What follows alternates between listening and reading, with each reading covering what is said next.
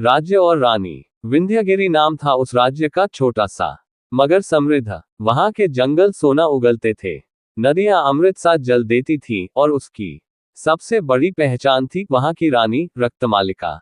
रक्तमालिका, जिसे लोग देवी का अवतार मानते थे, मगर उसके राज में हर पूर्णिमा की रात एक नरबलि दी जाती थी।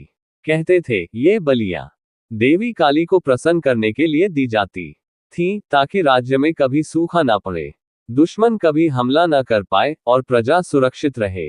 मगर डर सबके दिलों में था। हर महीने कोई ना कोई युवक गायब हो जाता और अगली सुबह मंदिर के पीछे नदी के किनारे उसका रक्तमलिन वस्त्र मिल जाता। रानी का रहस्य। रक्तमालिका बचपन से ही अलग थी। कहा जाता था कि जन्म के समय ही उसकी मां की मृत्यु हो गई थी और उसके रोने की आवाज सुनते ही महल की दीवारें कांप उठी थीं। राजगुरु ने तब कहा था, ये कन्या कोई साधारण नहीं, ये तंत्र की रचना है। जब वह 16 की हुई तब से नरबलियां शुरू हुई। रानी कहती, देवी जब तक तृप्त रहेंगी हमारा राज्य अक्षुण्ण रहेगा। मगर किसी ने सवाल नहीं उठाया, क्योंकि जो उठाता वो अगली पूर्णिमा को बलि चढ़ा दिया जाता। युवा चित्रगुप्त। उसी राज्य में एक युवक था, नाम था चित्रगुप्त। वह एक सामान्य किसान का बेटा था, मगर बुद्धिमान, साहसी और सीधा। एक दिन जब उसका बड़ा भाई पूर्णिमा से ठीक एक दिन पहले गायब हो गया, चित्रगुप्त का मन विद्रोह कर उठा।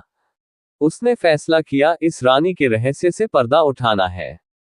रात में वह मंदिर की ओर छिपते छिपते गया। वहां उसने देखा, रानी अकेली नहीं थी। एक पुराना भयानक तांत्रिक उसकी सहायता कर रहा था। वे किसी तांत्रिक यज्ञ की तैयारी कर रहे थे। चित्रगुप्त ने छिपकर सुना, बलियां देवी को नहीं, बल्कि रानी को अमर बनाने के लिए दी जाती थीं। हर नरबलि के साथ रानी की उम्र 1 साल घटने की जगह बढ़ जाती थी। हर पूर्णिमा की रात रानी की देह जवान होती जाती, और इसलिए 40 साल की होने के बावजूद वह आज भी 20 की लगती थी। रहस्य का खुलासा। चित्रगुप्त वापस गया। उसने गांव वालों को इकट्ठा किया और सच्चाई बताई। पहले तो किसी ने विश्वास नहीं किया, मगर जब उन्होंने रानी की पुरानी चित्रों और दस्तावेजों में उसका असली उम्र देखा, तब सारा राज खुल गया। अगली पूर्णिमा को जब रानी और तांत्रिक ने यज्ञ शुरू किया, तभी गांव वाले टूट पड़े। तांत्रिक ने शक्तियों से लड़ने की कोशिश की, मगर चित्रगुप्त ने रानी के तावीज को तोड़ दिया, जो उसकी शक्ति का मूल था। उसी क्षण रानी चीख उठी और उसकी देह झुलसकर राख हो गई। अंत और नई शुरुआत। उस रात के बाद नरबलियां बंद हो गईं। मंदिर को तोड़कर वहां एक विद्यालय बनाया गया। चित्रगुप्त को राज्य का नायक घोषित किया गया। लोग आज भी कहते हैं कि रानी रक्तमालिका मरी नहीं, बल्कि तांत्रिक के किसी गुप्त यंत्र में कैद है, और जब अगली बार कोई उसकी तरह लालसा और तामसिक शक्ति की चाहत करेगा, वह फिर लौट आएगी। समय बीत चुका था। विंध्यगिरि अब एक शांत गांव बन गया था। रानी रक्तमालिका की कथा अब एक लोककथा बन चुकी थी, जिसे लोग आग के किनारे बैठकर सुनाते थे, बच्चों को डराने और जवानों को चेतावनी देने के लिए। मगर समय हर जख्म भर देता है और इंसान अतीत को भूलने लगता है। एक दिन गांव में एक अजनबी आया, लंबा, दुबला, आंखों में अजीब सी गहराई और हाथ में एक लकड़ी की लाठी। उसने खुद को एक घुमंतु वैद्य कहा और लोगों को जड़ी बूटियों से ठीक करने लगा। पर कुछ ही हफ्तों में गांव में अजीब घटनाएं शुरू हो गईं। रातों को बच्चों के सपनों में एक स्त्री दिखाई देती थी, काले वस्त्रों में, जिसके बाल जमीन तक बहते थे और जिसकी आंखें खून जैसी लाल थीं। लोग डरकर जाग जाते। गांव की एक बूढ़ी स्त्री, दादी सूरजवती, ने एक रात कहा, वो वापस आ रही है। रक्तमालिका, उसकी आत्मा अब भी तांत्रिक की साधना में कैद है, और कोई उसकी जंजीरें तोड़ रहा है। वैद्य का सच। उस अजनबी वैद्य का नाम था कौशल, लेकिन उसकी आंखें उसे धोखा दे गईं। दादी सूरजवती ने उसे पहचाना, तू वही है, वही तांत्रिक जो 1 सदी पहले मारा गया था, मगर तेरा चेहरा बूढ़ा नहीं हुआ। कौशल मुस्कुराया, मृत्यु मेरी साधना नहीं तोड़ सकी, अब मेरी साधना पूरी होने जा रही है। जब 7वां रक्त पूर्णिमा आएगा, मैं रक्तमालिका को लौटा लाऊंगा, इस बार स्थायी रूप से। उसने 6 नरबलियां पहले ही चुपचाप दे दी थीं। गुमशुदा लोगों की रिपोर्ट कोई दर्ज नहीं करता था, बस माना जाता था कि जंगली जानवर उठा ले गए। अब बची थी 7वीं पूर्णिमा, अंतिम बलि। आरव नया नायक। गांव में एक नवयुवक था आरव। वो चित्रगुप्त का वंशज था, मगर उसे इसकी जानकारी नहीं थी। उसे बचपन से एक सपना आता था, वो जंगल में भाग रहा है, पीछे से कोई स्त्री बुला रही है, मुझे मुक्त करो आरव, मुझे फिर से इस देह में आने दो। जब दादी सूरजवती ने उसे सब कुछ बताया, तो वह डर गया, मगर भागा नहीं। उसने प्रण लिया, अगर मेरे पूर्वज ने उसे मिटाया था, तो मैं उसे फिर से उठने नहीं दूंगा। अंतिम युद्ध। 7वीं पूर्णिमा की रात आ गई। कौशल ने जंगल के बीच पुराने मंदिर को फिर से जीवित किया। अग्निकुंड जलाया गया, मंत्र पढ़े गए, और रानी की राख, जिसे वो सालों से छिपाकर रखे हुए था, को यज्ञ में डाला गया। अग्नि की साक्षी में, रक्त की अर्घ्य से, मैं तुझे फिर देह देता हूं, रक्तमालिका। आकाश पर काले बादल छा गए, बिजली चमकी, और मंदिर की भूमि कांपने लगी। लेकिन तभी आरव वहां पहुंचा, अपने साथ लिए एक तांत्रिक ग्रंथ और चित्रगुप्त की तलवार, जो अब एक विरासत बन चुकी थी। उसने ताबीज तोड़ दिया जो कौशल की रक्षा करता था। एक जोरदार टक्कर हुई, मंत्रों की शक्ति और पूर्वज की विरासत आमने सामने थी। और जब रक्तमालिका की आत्मा यज्ञ से बाहर निकली, हवा में तैरती हुई, बाल लहराते हुए, उसने आरव को देखा और ठिठक गई।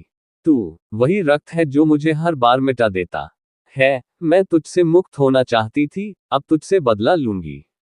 आरव ने मंत्र पढ़ते हुए तलवार चलाई, और वह आत्मा एक चीख के साथ चिर गई, जैसे कोई चांद के बीच से टूटकर गिरा हो।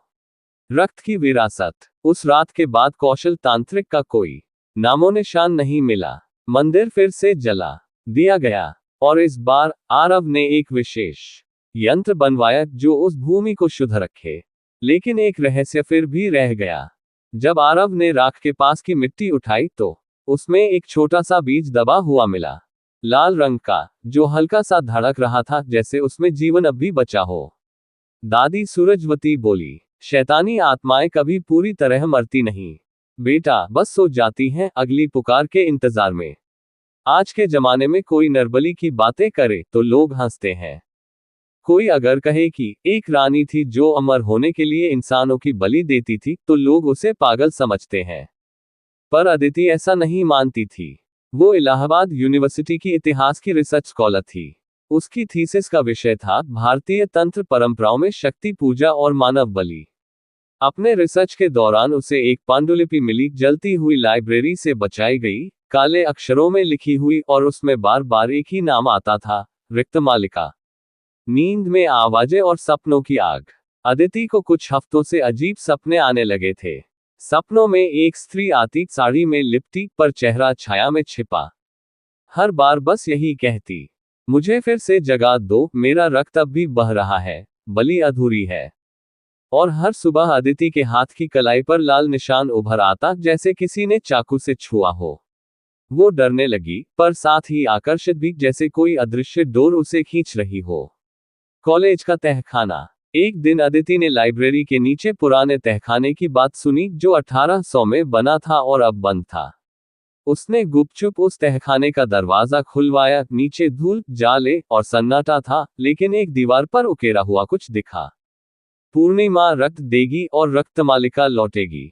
दीवार के नीचे मिट्टी को खोदते ही उसे वही बीज मिला जो 100 साल पहले आरव ने पाया था, लाल रंग का, धड़कता हुआ। और तभी तहखाने की दीवारें कांपने लगी। रक्त, बीज और पुनर्जन्म। अदिति ने उसे छू लिया। एक पल में बिजली कड़कने लगी, हवा तेज बहने लगी, और अदिति की आंखें पलट गईं। वो जमीन पर गिरी, और जमीन ने उसे निगल लिया। जब वो उठी, वो अदिति नहीं थी। वो रक्तमालिका थी, अब एक नई देह में, नई दुनिया में, मगर वही आत्मा। उसने धीरे धीरे आंखें खोली और मुस्कुराई। अब कोई मंदिर नहीं चाहिए, ये शहर ही मेरा यज्ञस्थान होगा। रहस्यमय हत्याएं। अगले हफ्ते शहर में 3 हत्याएं हुई, 3 युवक जिनके शरीर से खून पूरी तरह निकाला गया था। किसी के पास कोई सुराग नहीं था, पर सीसीटीवी फुटेज में एक लड़की दिखी, लाल साड़ी, नंगे पैर, बाल खुले, जो हर जगह वारदात के आसपास दिखती। शहर में अफवाहें फैलने लगी, कोई चुड़ैल है, बलि देती है। पर एक लड़का था जो इन घटनाओं को समझ रहा था, ईशान, जो इतिहास विभाग का छात्र था और आरव का वंशज। आखिरी टकराव शहर की छत पर। ईशान ने सबूत इकट्ठे किए, मंत्र पढ़े और पुराने ग्रंथों से जाना कि अगर बीज को फिर से जला दिया जाए तो आत्मा बंधन में आ जाएगी हमेशा के लिए। पूर्णिमा की रात जब रक्तमालिका ने चौथी बलि के लिए एक लड़के को अगवा किया, ईशान ने उसका सामना किया। तू वही है जो हर युग में आता है, हर बार मेरी राह रोकने। और तू वही है जो हर बार इंसानियत का खून पीती है, ईशान बोला। एक बार फिर तलवार और तंत्र आमने सामने थे। अंत में जैसे ही ईशान ने बीज को जलाया, एक जोरदार विस्फोट हुआ। रक्तमालिका चीखती रही और उसकी देह राख हो गई। क्या ये अंत था? कुछ महीने बाद अदिति जागी। उसे कुछ याद नहीं था, बस एक धुंधली सी तस्वीर, खून, मंदिर और एक नाम, रक्तमालिका। वो सोचती रही, क्या ये सपना था? पर उसकी अलमारी में एक लाल साड़ी टंगी थी जिस पर खून का हल्का दाग था।